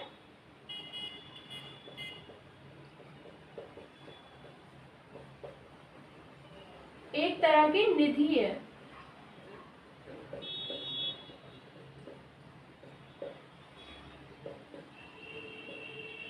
एक तरह की निधि है जिसमें एक निर्धारित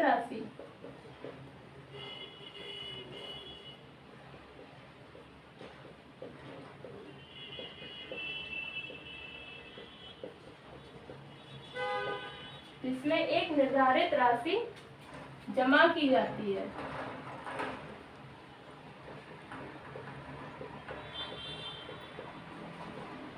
जो उसके जीवन काल पूर्ण हो जाने पर, जो भविष्य में, मतलब भविष्य में कर्ज चुकाने के काम आती है।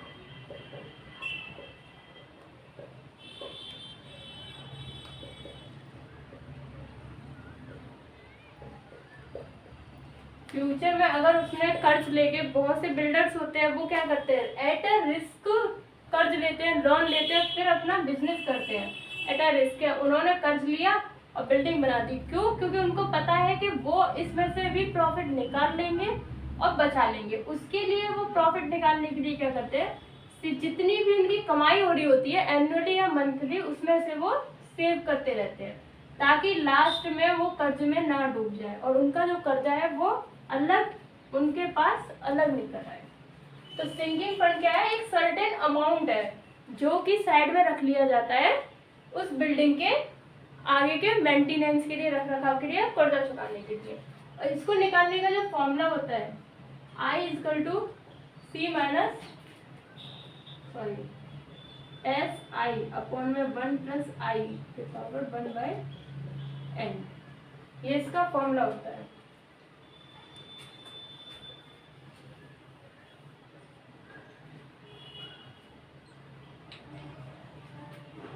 I equal to S I 1 plus I पे पावर n माइनस 1, ये क्या है इसका फॉर्मूला।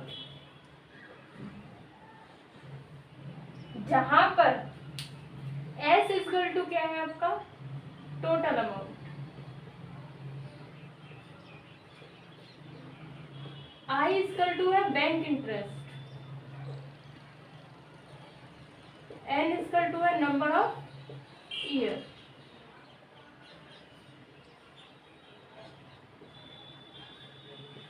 ये आई है आपकी इंस्टॉलमेंट। इससे मतलब है कि आपको अपनी सिंकिंग फंड में पूरी राशि पाने के लिए मंथली या ईयरली कितनी इंस्टॉलमेंट रखनी होगी, वो निकालने का मेथड। तो इंस्टॉलमेंट आप कैसे निकाल सकते हैं, जो उसकी टोटल कॉस्ट है उस पर इंटरेस्ट मल्टीप्लाई करके 1 प्लस आई इंटू में n माइनस 1, n क्या है, नंबर ऑफ ईयर, जो भी आपकी साल है, नंबर ऑफ एनुअल ईयर जो भी है। तो ये फॉर्मूला आपका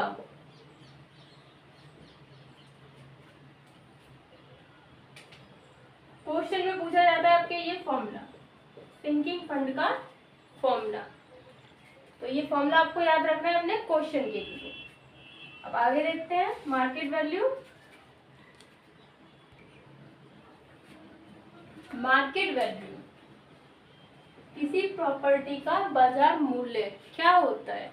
तो सिंपल सा इसकी डेफिनेशन आपको याद करनी है। बाजार मूल्य क्या होता है, बाजार मूल्य क्या है, market value of the property is the amount which can be obtain from the open market if the property go for sale. मतलब कि कोई प्रॉपर्टी, आपकी कोई संपत्ति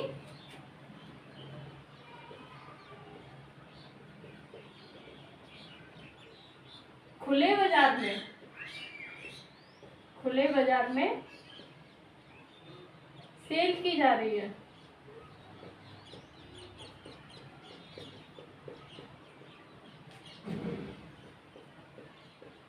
तो उस प्रॉपर्टी की वैल्यू,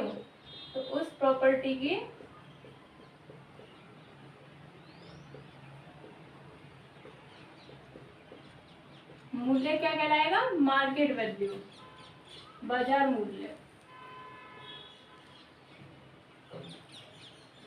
कोई प्रॉपर्टी खुले बाजार में बेची जा रही है तो उस प्रॉपर्टी का मूल्य बाजार मूल्य होगा, जो उसको खरीदने के लिए या बेचने के लिए लगाया गया है।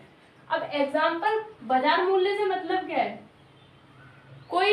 आप कोई चीज खरीद के लेकर आए और आपने क्या किया, आप 1000 रुपए की चीज खरीद के लेकर आए और आपने उसे 1000 रुपए में या फिर कहो फ्री में ही अपने किसी सिबलिंग को या फ्रेंड को दे दिया। आपने क्या किया, उसको बेच दिया। आपने उससे कहा लो भाई तो 800 रुपए में ले जा, तो ये क्या किया, आपने उसको बेच दिया। लेकिन यहाँ पर उसका प्राइस जो था वो आपने फिक्स किया कि इतना तुम ले जाओ, कोई दिक्कत नहीं है, या जितना तुम दो उतना ले जाओ। लेकिन वही 1000 रुपए की चीज जब मार्केट में बिक्री होती है तो क्या होता है, इसके प्राइस अलग अलग लगते हैं। जिस तरीके से नीलामियां होती हैं, तो खुले बाजार में इसकी ये मान लीजिए 1000 रुपए की चीज आपने कहा 1200 रुपए में बिक रही है, या 1000 रुपए की चीज 1000 रुपए में ही बिक रही है, लेकिन मार्केट में 10 लोगों के लिए ये क्या है, 1000 की ही है। तो ये जो है ये क्या होगी, इसकी मार्केट वैल्यू, खुले बाजार में उसकी वैल्यू, मार्केट वैल्यू। जैसे नीलामी के टाइम पर लगती है वैल्यू, वो ओपन मार्केट वैल्यू होती है ये। अब इसमें देखते हैं हम स्क्रैप वैल्यू। स्क्रैप वैल्यू क्या होता है? Scrap value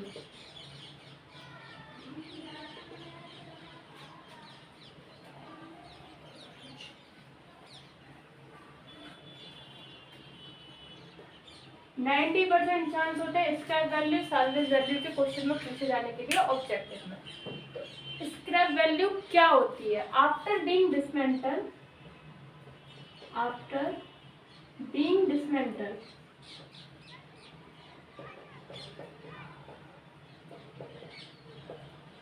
the value of property is called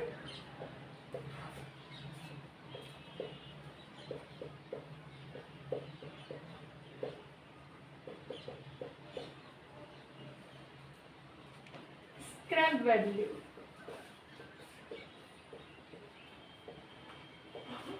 scrap value को हिंदी में कबाड़ मूल्य भी कहते हैं। इसको हिंदी में बोलते हैं कबाड़ मूल्य। डेफिनेशन तो छोटी सी है। आफ्टर बीइंग डिसमेंटल मतलब कि टूटने के बाद, इसके बाद टूटने के बाद प्रॉपर्टी की जो वैल्यू है, टूटने के बाद प्रॉपर्टी की वैल्यू क्या कहलाती है? कबाड़ वैल्यू।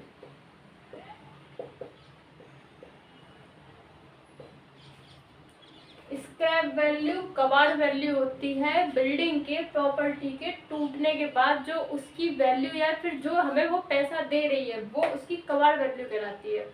इसमें क्या है, जैसे कोई बिल्डिंग थी, आपने उसको तुड़वा दिया, पुरानी बिल्डिंग थी उसको आपने तुड़वा दिया, तो क्या होगा, इस बिल्डिंग में ईंट है, पत्थर लगा हुआ था, लकड़ी लगा हुआ था, लोहा लगा हुआ था, आप उसको तो बेच सकते हो ना अलग से।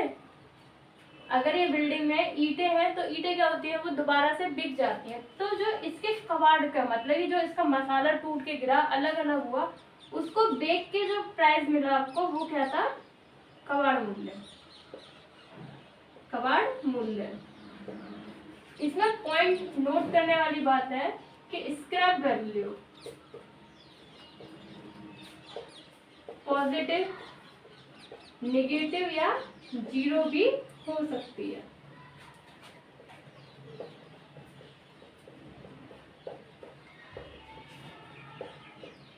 इससे मतलब क्या, कबाड़ वैल्यू आपकी पॉजिटिव भी हो सकती है, नेगेटिव भी हो सकती है और जीरो भी हो सकती है। जब आप घर को तुड़वा रहे हैं तो आपको मजदूर रखना होगा और उसको मजदूरी देना होगा दिन का। तो अगर आपने 20 मजदूर 20 लेबर लगाए थे और 20 लेबर को आपने मजदूरी इतनी दी कि जो आपका जो घर है उसमें से मान लीजिए आरसीसी का स्ट्रक्चर था, क्या था? आरसीसी का स्ट्रक्चर। आरसीसी के स्ट्रक्चर में क्या होता है? सीमेंट कंक्रीट होता है और रेनफोर्समेंट स्टील होगी। तो उसमें क्या है, आरसीसी में आप आर भी हटा दीजिए, सीसी का स्ट्रक्चर लेकर सोच लीजिए कि अगर सीसी का स्ट्रक्चर है सीमेंट कंक्रीट का, आपने इसको तोड़ा, आपको इसमें क्या मिलेगा? आपको इसमें देखने के लिए कुछ मिलेगा क्या? सीमेंट कंक्रीट थी, टूट के क्या हो जाती है? वेस्ट हो जाती है, बिल्कुल खराब हो जाती है। वो कैसी होगी? वो तो कुछ इस तरीके से होगी। ज्यादा से ज्यादा भरत के लिए उस सीमेंट कंक्रीट को किसी को बेच सकते हो कुछ रुपए ठेली में, लेकिन आपने मजदूरी तो 20 लेबरों को दी थी उसे तोड़ने के लिए। तो आपकी जो स्क्रैप वैल्यू है, कबाड़ वैल्यू क्या चली गई? मतलब कि नेगेटिव चली गई। मिला कुछ नहीं, ऊपर से आपका पैसा लग गया उसको तोड़ने में, तब ये स्क्रैप वैल्यू होती है नेगेटिव। वहीं आपका ईंट का घर था तो आपको क्या है? ब्रिक का पैसा मिल गया, उसमें जो गेट लगे हुए थे, लकड़ी लगी थी टिम्बर, उसका पैसा मिल गया, लोहे का पैसा मिल गया, स्टील के गेट थे, लोहे के गेट थे, तो आपने इन सबको क्या है? बेच दिया। तो बेचने पे आपको जो मूल्य मिला वो लेबर को जो आपने दिया था उससे ज्यादा हो गया, तब आपकी वैल्यू कैसी होगी? Scrap positive. या फिर ये जीरो भी हो सकती है, मतलब ना आपको कुछ मिला और ना आपको कुछ ज्यादा देना पड़ा, ये भी बराबर हो गई, ये भी बराबर हो गई, तब ये वैल्यू क्या हो सकती है? जीरो हो सकती है स्क्रैप वैल्यू।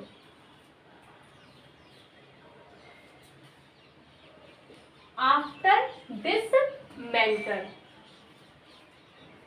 डिसमेंटल मटेरियल क्या क्या है इसमें? मटेरियल, टूटने के बाद जो मटेरियल है, टूट फूट सामग्री क्या है आपकी? स्टील, ये आपसे पूछ सकते हैं, ब्रिक्स,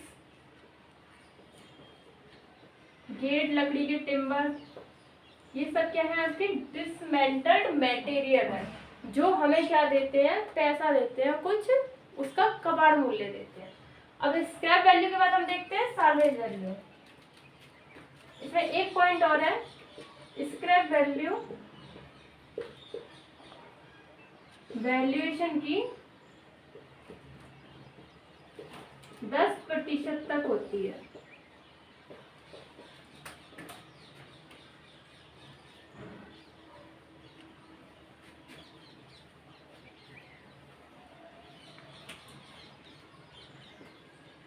कबाड़ मूल्य का जो मूल्य है, आपकी प्रॉपर्टी का जो मूल्य है उसका 10% तक हो सकता है, मतलब कि वो 10% तक हो सकती है कबाड़ मूल्य। तो स्क्रैप वैल्यू इम्पोर्टेंट है, जिसमें ये टॉपिक, ये पॉइंट, डिसमेंटल मेटल और इसकी वैल्यू, ये चारों चीजें ही क्या है? इम्पोर्टेंट है। कोई भी क्वेश्चन आ सकता है, या तो आपसे पूछ सकता है स्क्रैप वैल्यू कहते हैं, या फिर स्क्रैप वैल्यू का मान होता है, एक ऑप्शन में नेगेटिव दिया, एक में पॉजिटिव दिया, एक में जीरो दिया, तो आप क्या करोगे? चौथा ऑल ऑफ दी अबव को टिक कर दोगे। या फिर स्क्रैप वैल्यू में डिसमेंटल मटेरियल होते हैं, आपको वहाँ मटेरियल दिए होंगे तो आपको वो टिक करने होंगे। और स्क्रैप वैल्यू वैल्यूएशन की कितनी होती है? 10% होती है। तो ये स्क्रैप वैल्यू था।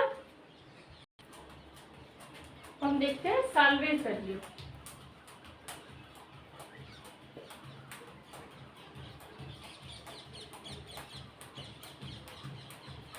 साल्वेज वैल्यू क्या होती है? Before being dismantle, being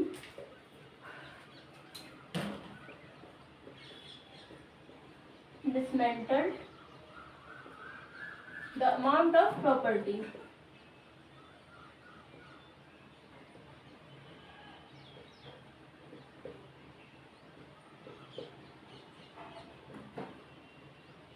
in its utility life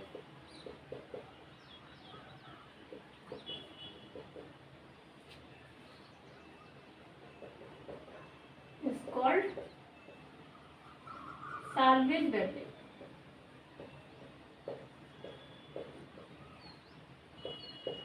मतलब क्या? वो स्क्रैप वैल्यू क्या थी? बिल्डिंग के टूटने के बाद बिल्डिंग की मूल्य। ये क्या है? बिफोर बीइंग डिसमेंटल्ड, टूटने से पहले, मतलब बिल्डिंग के टूटने से पहले। आपकी कोई पुरानी बिल्डिंग है और आपको उसमें सिंपल सी लैंग्वेज में बोलो, आपने अपनी पुरानी बिल्डिंग को बिना तोड़े बेच दिया तो इसकी जो वैल्यू थी वो क्या थी? Salvage value. आपने बनाई ये 10 लाख में थी, पर अगर आप 30 साल बाद उसको बेच रहे हैं तो आप 10 लाख में तो नहीं बेच सकते, आपको वो कम में देनी होगी। मतलब आपको पता है अब ये बिल्कुल खंडर होने वाली है कुछ टाइम बाद, बस थोड़े ही दिनों की ये बची हुई है, तो आपने उसको उसी टाइमिंग पर बेच दिया, तो इससे क्या आपको कबाड़ मूल्य से तो ज्यादा मूल्य मिलेगा।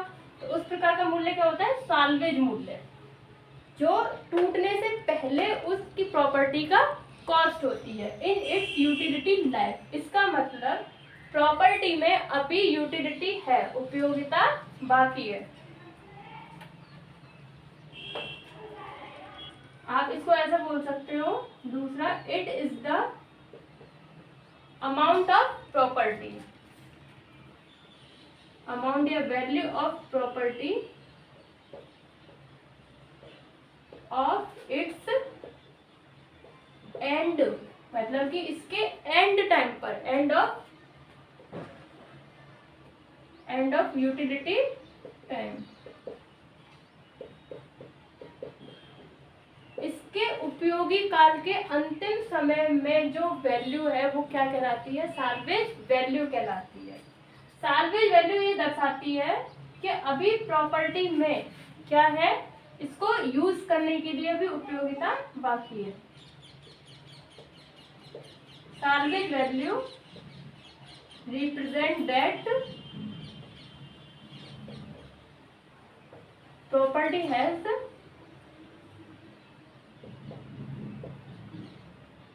Further utility.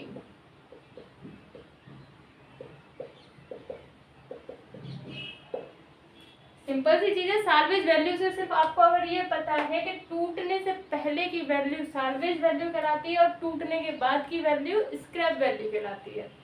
तो साल्वेज वैल्यू में तीनों पॉइंट में से कुछ भी पूछ सकता है, डेफिनेशन तीनों ही एक ही बात है। बिफोर बीइंग डिसमेंटल, टूटने से पहले किसी संपत्ति का मूल्य क्या कहलाता है, साल्वेज वैल्यू। या फिर ये किस तरीके का वैल्यू है, किसी संपत्ति का उसके उपयोगी काल के अंतिम समय में संपत्ति का मूल्य साल्वेज वैल्यू कहलाता है। या फिर साल्वेज वैल्यू दर्शाती है कि अभी हमारी प्रॉपर्टी में कुछ उपयोगिता बाकी है, अभी तो वो 3 साल 5 साल और चल सकती है। तो ये साल्वेज वैल्यू था। अब हम देखते हैं बुक वैल्यू। बुक वैल्यू क्या होती है, बुक वैल्यू, ये क्या होता है book value, it is the amount of a property extract from depreciation, मतलब कि डिप्रिसिएशन को घटाने के बाद जो प्रॉपर्टी का अमाउंट होता है वो। बुक वैल्यू वह वैल्यू है किसी प्रॉपर्टी की जिसमें हम डिप्रिसिएशन को घटा देते हैं। It is the amount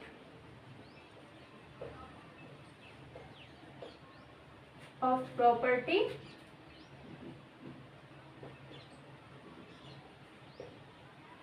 in account book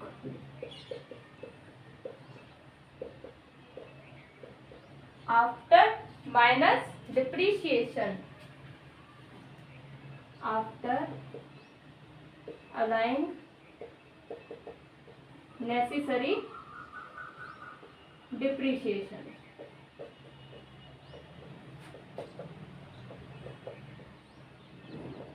इसका मतलब है बुक वैल्यू क्या है, एक अकाउंट वैल्यू है, मतलब कि खाता बुक में जो उस प्रॉपर्टी की मूल्य है वो आपकी बुक वैल्यू होती है। लेकिन कब, डिप्रिसिएशन, उस प्रॉपर्टी में होने वाली जो कमी है, डिप्रिसिएशन का मतलब होता है होने वाली कमी, मूल्य में होने वाली कमी, होने वाली कमी। तो किसी प्रॉपर्टी, देखिए कोई भी चीज आपने खरीदी है तो क्या होता है, आपने आज खरीदी, 2 दिन बाद उसका जो चेंज रेट है वो क्या होगा, अपने आप ही हाफ हो जाता है। आज के टाइम में अगर आप मोबाइल खरीद रहे हो तो उसको आप 3 दिन बाद बेचिए, 2 दिन बाद बेचिए, उसके बाद क्या होता है, उसका रेट हाफ हो जाता है। ऐसे ही किसी भी प्रॉपर्टी का जो रेट है वो टाइम टू टाइम के बाद क्या है, चेंज होता रहता है, कम होता रहता है, जिसे बोलते हैं डिप्रिसिएशन, कमी होना। तो बुक वैल्यू क्या होती है, इस कमी को हटाने के बाद जो आपके अकाउंट बुक में जो वैल्यू होती है प्रॉपर्टी की वो बुक वैल्यू कहलाती है। अब बुक वैल्यू क्या है, आपकी चेंज होती रहती है। Book value is changeable. क्यों चेंजेबल है? क्योंकि डिप्रिसिएशन जो कमी है वो ईयरली अपने आप बढ़ती रहेगी, जो कमी है। तो बुक वैल्यू क्या है आपकी? अगर 1,00,000 थी तो वो क्या होगी? समय के साथ घटती जाएगी। किसी भी संपत्ति की बुक वैल्यू समय के साथ घटती जाएगी और लास्ट में बुक वैल्यू आपकी बराबर रह जाती है equal to scrap value after utility of property.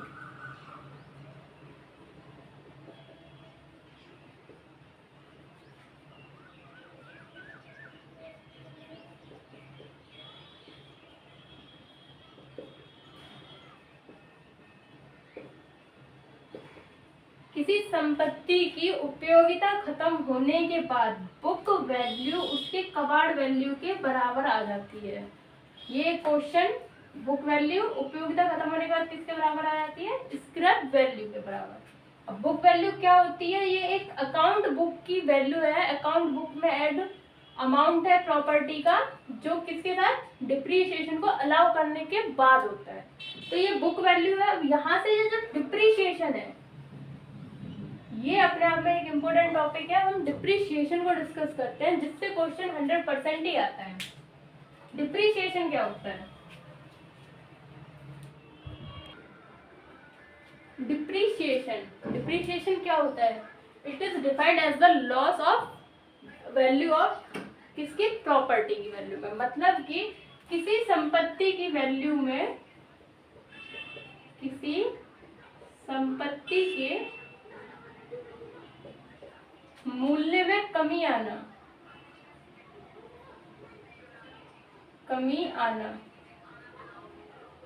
Depreciation कहलाता है। किसी संपत्ति के मूल्य में कमी आना डिप्रिसिएशन कहलाता है। अब हर चीज में कमी आती है, किस किस कारणों से आ सकती है? Depreciation is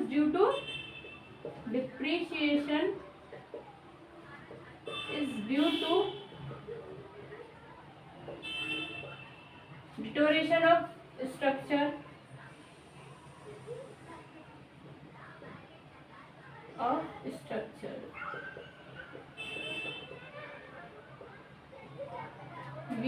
due to wear and tear,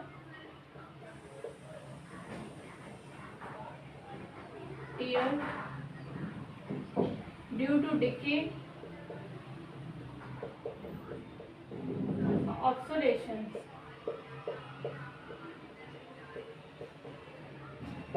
इन कारणों से क्या है? आपकी डिप्रिसिएशन होता है। इन सब कारणों से depreciation is due to deterioration of structure. इसका मतलब जो आपका प्लास्टर हट रहा होता है, प्लास्टर अगर हट रहा है आपका, तो क्या होगा? हमारी जो संपत्ति है उसका मूल्य कम हो जाएगा। Due to wear and tear मतलब कि टूट फूट के कारण।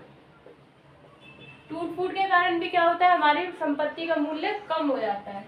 या फिर उस पर से पपड़ी हट रही है तो भी क्या होगा? आपका मूल्य कम हो जाएगा। नेक्स्ट होता है आपका ऑब्सोलेशन। इसको हिंदी में बोलते हैं अप्रचलन। सीधे सीधे क्वेश्चन पूछा जाता है ऑब्सोलेशन से आप क्या समझते हैं? ऑब्सोलेशन क्या होता है? तो ऑब्सोलेशन क्या होता है? अप्रचलन मतलब कि out of date, out of fashion होना। तो आपको पता है कोई भी बिल्डिंग हो, कोई भी चीज हो, उसके मूल्य सबसे पहले कब कम होता है? जब वो आउट ऑफ फैशन हो जाती है। हमारी बिल्डिंग है, टाइम टू टाइम हम उसमें क्या है? मॉडिफाइड हो रहे हैं बिल्डिंग में।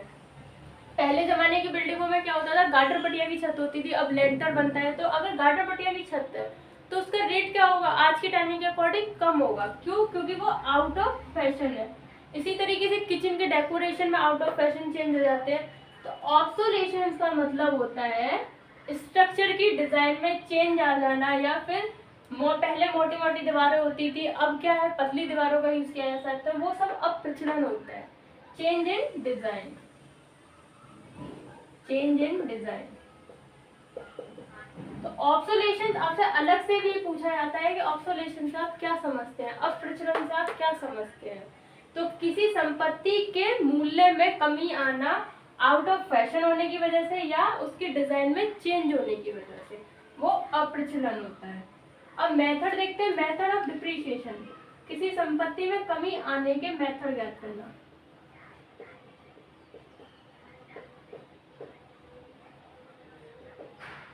पहला मेथड होता है आपका straight line method, line method. दूसरा होता है आपका double declination method and declination balance method.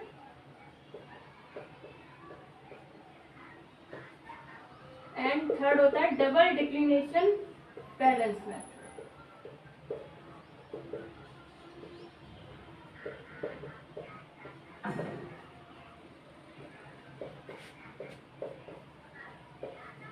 आपसे डिक्लिनेशन लेन, जैसे ये बोला है कि बहुत ही इंपॉर्टेंट टॉपिक है, इसमें डिप्रिसिएशन की डेफिनेशन पूछी जाती है, डिप्रिसिएशन किस किस कारणों से होता है और इसके मेथड क्या है। तो इसके 3 विधियां हैं डिप्रिसिएशन ज्ञात करने की, straight line method, declination balance method and double declination balance method. Straight line balance method को देखते हैं कैसी होती है।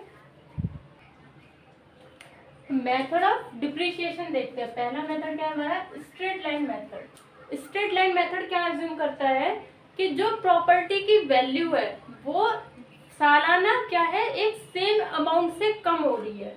मतलब कि assume that the property losses, संपत्ति का मूल्य में जो कमी हो रही है वो सेम अमाउंट की हो रही है हर साल, सालाना हर साल उसमें कमी समान हो रही है। इसके लिए जो फॉर्मूला होता है डिप्रिसिएशन का वो होता है D equal to original cost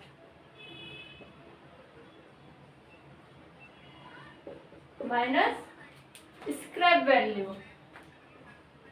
scrap value upon में number of year, life in year. या फिर इसको हम बोल सकते हैं D equal to C minus में S by N, D equal to C minus में S बाय N। ये फॉर्मूला आपसे पूछा जाता है, या तो ये इस फॉर्म में पूछा जाएगा या इस फॉर्म में पूछा जाएगा, दोनों फॉर्म में पूछा जा सकता है कि स्ट्रेट लाइन मेथड का फॉर्मूला क्या होता है डिप्रिसिएशन, मूल्य हाथ से कमी ज्ञात करने का। तो D equal to C minus S by N, जहाँ पर C क्या है ओरिजिनल कॉस्ट, S क्या है स्क्रैप वैल्यू कबाड़ मूल्य, N क्या है नंबर ऑफ ईयर। तो ये स्ट्रेट लाइन मेथड का। डिक्लिनेशन बैलेंस मेथड क्या होता है, डिक्लिनेशन बैलेंस मेथड में क्या है, हम ये एज्यूम करके चलते हैं कि हमारी जो प्रॉपर्टी की संपत्ति है वो एनुअली उसमें कमी जो हो रही है, हर साल जो उसमें कमी हो रही है वो कांस्टेंट परसेंट के अकॉर्डिंग होती है।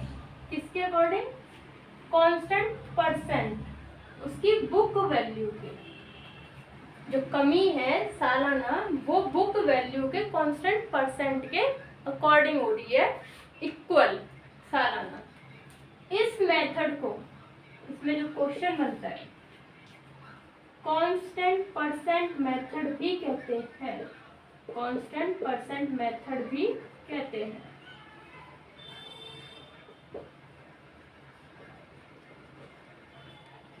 ये दोनों एक ही नाम है, declination balance method and constant percent method. इसमें जो आपका निकालने का फॉर्मूला होता है depreciation D equal to 1 minus S by C, 1 minus S by C और 1 बाय N पे पावर, जहां पर S क्या है स्क्रैप वैल्यू, C क्या है ओरिजिनल कॉस्ट, N क्या है नंबर ऑफ ईयर और D से मतलब है डिप्रिसिएशन से। ये आपका डिप्रिसिएशन का फॉर्मूला है। थर्ड मेथड होता है आपका डबल डिक्लिनेशन बैलेंस मेथड। इसमें क्या होता है कि हम एज्यूम करते हैं कि जो हमारा प्रॉपर्टी का लॉस हो रहा है वो बुक वैल्यू में सालाना किसके द्वारा हो रहा है, फिक्स्ड फैक्टर के द्वारा, बुक वैल्यू के फिक्स्ड फैक्टर के द्वारा। इसके लिए बुक वैल्यू का फिक्स फैक्टर और इसके लिए बुक वैल्यू का कांस्टेंट परसेंट।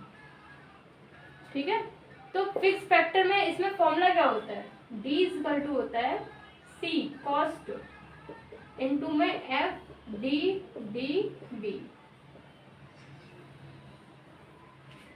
c इंटू में f d db, जहां पर f d db क्या है, fixed factor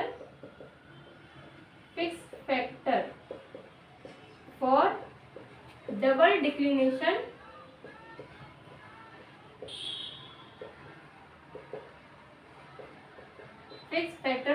declination balance method.